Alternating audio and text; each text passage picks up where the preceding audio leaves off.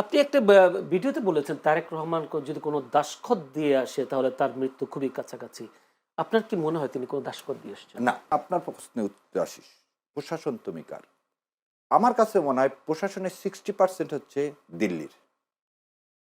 প্রশাসনের একদম স্পষ্ট বলছি। এই প্রশাসনের উপরে আজকের সরকারের কোনরূপ কন্ট্রোল নাই। কেন আপনি একটা জিনিস দেখেন। প্রজ্ঞাপন দিলেন। কবে প্রজ্ঞাপন দিলেন? 12ই মে 2025। এই প্রজ্ঞাপনের লাস্টে কি বলা আছে? দেখেন, আওয়ামী লীগ এর সকল অঙ্গ সংগঠন, সহযোগী সংগঠন, সহযোগী মানে হচ্ছে 14 দল, ভ্রাতৃমিক প্রতিম সংগঠন মানে মহাজোট, সকল প্রকার যাবতীয় কর্মকাণ্ড নিষিদ্ধ করা হলো। 248টা জায়গায় জাতীয় পার্টি কি দিলেন? নমিনেশন সাবমিট করলেন যাদের কর্মকাণ্ড নিষিদ্ধ, এবং সেই 248টা নমিনেশনকে কি করলেন? এই রিটার্নিং অফিসাররা কি বলে দিলেন? বৈধ বলে দিলেন।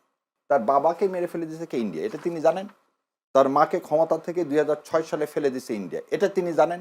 2008 সালে তাদের দুই ভাইয়ের মুক্তির বিনিময়ে খালেদাকে জিম্মি করে 2008 সালে ইলেকশনে নিয়ে গেছেন, এটা উনি জানেন। গত তিনটা ইলেকশনে তার দলের কোন কোন নেতার কারণে আন্দোলন চাঙ্গা হয়নি, এবং বেগম খালেদা জিয়া দেশনেত্রী যেভাবে নির্যাতিত হয়েছে সেভাবে কোনো প্রবল আন্দোলন তৈরি করা যায়নি ইন্ডিয়ার ইশারায়, এটা উনি জানেন। সো সবকিছু তো ওনার জানা। জি। তারপরে আমি কেন বিশ্বাস, কিন্তু আমাদের খটকাটা কোন জায়গায়? আজ পর্যন্ত দল হিসাবে বিএনপি আনন্দবাজার পত্রিকার কোনো স্টেটমেন্ট দেননি। একটা মেয়েকে আপনি 9 দিন জেলখানায় রাখলেন, 9 দিন, আপনি তার রিমান্ডের আবেদন করছেন কিসের জন্য? 50,000 টাকা চাঁদার জন্য। 50,000 টাকা চাঁদার দাবিতে কোনো রিমান্ড শুনানি হয়? আচ্ছা, হলো, আপনি রিমান্ড যে দিলেন, একবার আপনি চিন্তা করলেন না যে এই 21 বছর যে এখন যেটা বাড়াইছে 17কে 21 করা হয়েছে, তা আপনার একটা কমন সেন্স নেই? আমরা একটা মেয়েকে দেখলে তো আমি বুঝি ইন্টারমিডিয়েট পড়া একটা মেয়ে কিভাবে 21 বছর হয়। আপনি কি মনে করেন যে বিভিন্ন জায়গায় রিটার্নিং কর্মকর্তাদের যে মানে কি বলে নীতি, দ্বৈত নীতির কথা বলা হচ্ছে বিভিন্ন প্রার্থীরা। আপনি কি মনে করেন যে এর মধ্যে আবার এনসিপির যে নেতা হাসান আব্দুল্লাহ তিনিও বলেছেন এই যদি অবস্থা হয় তাহলে বিএনপির ভারপ্রাপ্ত চেয়ারম্যান তারেক রহমানের কয়টা আসন দরকার বলে দিলে হয়, নির্বাচন দরকার নাই। আসলে কি এরকম পরিস্থিতি তৈরি হয়েছে কিনা আদৌ? ধন্যবাদ আপনাকে। আপনার মাধ্যমে আপনার টিভি সমস্ত দর্শকদেরকে সালাম ও শুভেচ্ছা, এবং আপনাদেরকে আসসালামু আলাইকুম রহমতুল্লাহ। আবেগ একটা জিনিস, বাস্তবতার একটা জিনিস। আপনার লাস্টের প্রশ্নটা প্রথম উত্তর দিই। আমি এর আগেও বলছি, তারেক রহমান হচ্ছে জিয়াউর রহমানের সন্তান। তিনি কে? শহীদ রাষ্ট্রপতি জিয়াউর রহমান। বাংলাদেশ কিন্তু অনেক সেনাপ্রধান আসছে, এরশাদ সাহেব আসছে, কিন্তু শহীদ রাষ্ট্রপতি জিয়াউর রহমান যখন আমরা বলি, তখন কিন্তু এরশাদ সাহেবের সাথে একটা আকাশ পাতাল পরিমাণ ব্যবধান। তাহলে এই ব্যবধানটা শহীদ রাষ্ট্রপতি জিয়াউর রহমানই তৈরি করছেন। সেটা কি? তার ভারতীয় আধিপত্যবাদ, তার ইসলামের প্রতি সম্মান, তাই ইসলামকে, আল্লাহকে যেভাবে ধারণ করাইছে আমাদের কনস্টিটিউশনে, এইটা। এবং তারই ফলশ্রুতিতে কিন্তু 91 সালে মিরাকলটা কি ছিল? মিরাকলটা ছিল একই অবস্থান, তার স্ত্রী, তার সহধর্মিণী দেশনেত্রী বেগম খালেদা জিয়ার একই অবস্থান ছিল, এবং তিনিও কিন্তু কখনো কম্প্রোমাইজ করেনি। আমরা একটু, আপনি আসার আগে আমরা গল্প করতেছি, শোনেন। দেশনেত্রী বেগম খালেদা জিয়াকে প্রধানমন্ত্রী, উপরাষ্ট্রপতি, এগুলো করারও অফার দেওয়া হয়েছিল। এরশাদ সাহেব এগুলো করারও অফার দিয়েছিল। যে আজকে তো মানুষ 1 বিঘা জমির জন্য, পূর্বাচলের জন্য কত কি করে, আর উনি ওই বাড়িটা সরকারের, মইনুল হোসেন রোডের ওই বাড়িটা কিন্তু বলেনি আমার নামে লিখে দাও। সে কিন্তু সরকারের যে 32 নম্বরের কথা যদি আমি বলি, 32টা তাতে অ্যালটমেন্ট হয়েছে। উনি ওই বাসাটাই সরকার দিছে, যতদিন উনি থাকবেন শহীদ রাষ্ট্রপতির পত্নী হিসাবে সেই জন্য থাকবেন। দেখেন, সে কিন্তু কোনোদিন বলেনি আমাকে একটা ঢাকা শহরে একটা প্লট দাও, আমাকে নিয়ে নাও, মানে এই বিক্রি হওয়ার এই জিনিসটা ওনার ছিল না। এই যে রক্তের ধারাবাহিকতা হচ্ছে তারেক রহমান এখানে। এখন তারেক রহমান সাহেবকে কয়টা সিট চান না চান, এই ধরনের কথাটা মনে হয় এইভাবে আমাদের কারোই বলাটা বলা উচিত কাম্য নয়। জি। এখন আপনার প্রশ্নে উত্তর আসিস, প্রশাসন তুমি কার? আমার কাছে মনে হয় প্রশাসনের 60% হচ্ছে দিল্লির। প্রশাসনের একদম স্পষ্ট বলছে, এই প্রশাসনের উপরে আজকের সরকারের কোনোরূপ কন্ট্রোল নাই। কেন? আপনি একটা জিনিস দেখেন, এই সরকার এই প্রজ্ঞাপন দিলেন। কবে প্রজ্ঞাপন দিলেন? 12ই মে 2025। এই প্রজ্ঞাপনের লাস্টে কি বলা আছে? দেখেন, আওয়ামী লীগ এর সকল অঙ্গ সংগঠন, সহযোগী সংগঠন, সহযোগী মানে হচ্ছে 14 দল, ভ্রাতৃপ্রতিম সংগঠন মানে মহাজোট, সকল প্রকার যাবতীয় কর্মকাণ্ড নিষিদ্ধ করা হলো। 248টা জায়গায় জাতীয় পার্টি কি দিলেন, নমিনেশন সাবমিট করলেন যাদের কর্মকাণ্ড নিষিদ্ধ, এবং সেই 248টা নমিনেশনকে কি করলেন, এই রিটার্নিং অফিসাররা কি বলে দিলেন, বৈধ বলে দিলেন।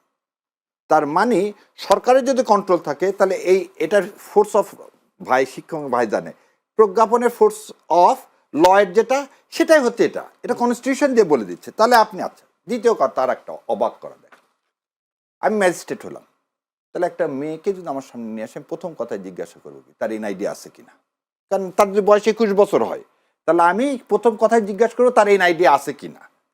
ধরে নেন এনআইডি যদি না থাকে, তাহলে আমার কিন্তু প্রথম ডাউট হবে এনআইডি নাই কেন। তাহলে হয় তার বয়স এনআইডি করার মতো হয়নি, তাহলে আমি কি চাবো, জন্ম নিবন্ধন চাবো। একটা মেয়েকে আপনি 9 দিন জেলখানায় রাখলেন, 9 দিন, আপনি তার রিমান্ডের আবেদন করছেন কিসের জন্য, 50,000 টাকা চাঁদার জন্য।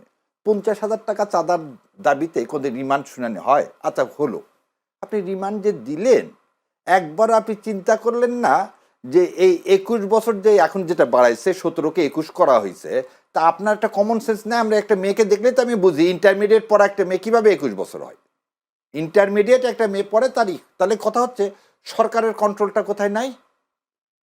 ওই যে পুলিশ যেটাকে 17 থেকে 21 করলো, পুলিশের উপর নাই, সরকারের কন্ট্রোলটা কার উপর নাই? দেখেন ওই যে লোকটা রিমান্ড দিল যে ম্যাজিস্ট্রেট, তার উপরে নাই। এবং আরেকটা জিনিস দেখেন, রিমান্ড হলো সকালবেলা 12টার সময়, তাই না? এটা সার্টিফাইড কপি লাগে, ভাইও ভালো জানে, একটা সার্টিফাইড কপি পাইতে জেনারেলি 1 দিন লাগে। এই সার্টিফাইড কপি তাড়াতাড়ি আসলো, সার্টিফাইড কপির পরে বিকালবেলা শুনানি হলো, একটা অবৈধ যে জিনিসটা দেওয়ার কথাই না সেটাকে অবৈধ ঘোষণা করলেন, এজন্য সরকারকে আমি সাধুবাদ দিই। কিন্তু যে প্রক্রিয়াতে হলো, সরকারের যদি কন্ট্রোল থাকতো এই প্রক্রিয়াতে যাওয়ার কোনো দরকার ছিল না। কি কারণে এই কথাটা বললাম, দেখ জুলাই যোদ্ধাদের উপর আপনি প্রমিস করলেন যে তারা যোদ্ধা, তারা এরপর বাতিল হয়েছে, জামিনও তো হয়েছে। হ্যাঁ, আমার কথা জামিন হবে কেন? আপনি তো যেখানে প্রথম দিনই শপথ করছেন জুলাই সনদে যে এদেরকে ইন্ডিমিনিটি দেওয়া হবে, 73 সালে যে ইন্ডিমিনিটি দেওয়া হয়েছে, 75-এ যে ইন্ডিমিনিটি দেওয়া হয়েছে, সেই ইন্ডিমিনিটি দেওয়া হবে। এই কথা বলার পরও, এই এসআরও থাকার পরও প্রশাসন আপনার কথার বাইরে, আপনি তো ঋণ খেলাপির কথা বলেন, তারা একটা মেকানিজম তৈরি করতেছে 2008-এর মতো একটা ইলেকশন করা যায় কিনা। এটা আপনার এটা আমার মন্তব্য। একটা প্রশ্ন যে তারেক রহমানকে নিয়ে যেটা বললেন আপনি, যে যিনি শহীদ প্রেসিডেন্ট জিয়াউর রহমান, বেগম খালেদা জিয়ার রক্তধারা হয়ে তিনি এসেছেন, আপনি একটা ভিডিওতে বলেছেন তারেক রহমান যদি কোনো দাসখত দিয়ে আসে তাহলে তার মৃত্যু খুবই কাছাকাছি। আপনার কি মনে হয় তিনি কোনো দাসখত দিয়ে এসেছেন? না, এই কথাটা আমি বলছি, আগে বলছি, যদি আমি বলছি আমি বিশ্বাস করি না এই কথাটুকু ওখানে আসেন। আমি বিশ্বাস করি না, আমি বিশ্বাস করতে চাই না। কেন বিশ্বাস করতে চাই না? ভাইরে, পৃথিবীতে সব কিছুর আগে বাবা মা, আর যে মা এই দেশকে আগে ধারণ করছে এবং করে এই দেশকে আঁকড়ায় ধরেছিল শেষ দিন পর্যন্ত, নিজে প্রয়োজন হয়েছে জেলখানার মতো, তার মাকে আমি তার চেয়ে বেশি ভালোবাসবো, এটা হতে পারে না। কিন্তু আমার কথাটা কি দেখেন, তার বাবাকে মেরে ফেলে দিয়েছে কে? ইন্ডিয়া, এটা তিনি জানেন। তার মাকে ক্ষমতা থেকে 2006 সালে ফেলে দিয়েছে ইন্ডিয়া, এটা তিনি জানেন। 2008 সালে তাদের 2 ভাইয়ের মুক্তির বিনিময়ে খালেদাকে জিম্মি করে 2008 সালে ইলেকশনে নিয়ে গেছেন, এটাও উনি জানেন। গত 3টা ইলেকশনে তার দলের কোন কোন নেতার কারণে আন্দোলন চাঙ্গা হয়নি, এবং বেগম খালেদা জিয়া দেশনেত্রী যেভাবে নির্যাতিত হয়েছে সেভাবে কোনো প্রবল আন্দোলন তৈরি করা যায়নি ইন্ডিয়ার ইশারায়, এটা উনি জানেন। সো সবকিছু তো ওনার জানা, তারপরে আমি কেন বিশ্বাস? কিন্তু আমাদের খটকাটা কোন জায়গায়, আজ পর্যন্ত দল হিসাবে বিএনপি আনন্দবাজার পত্রিকার কোনো স্টেটমেন্ট দেননি।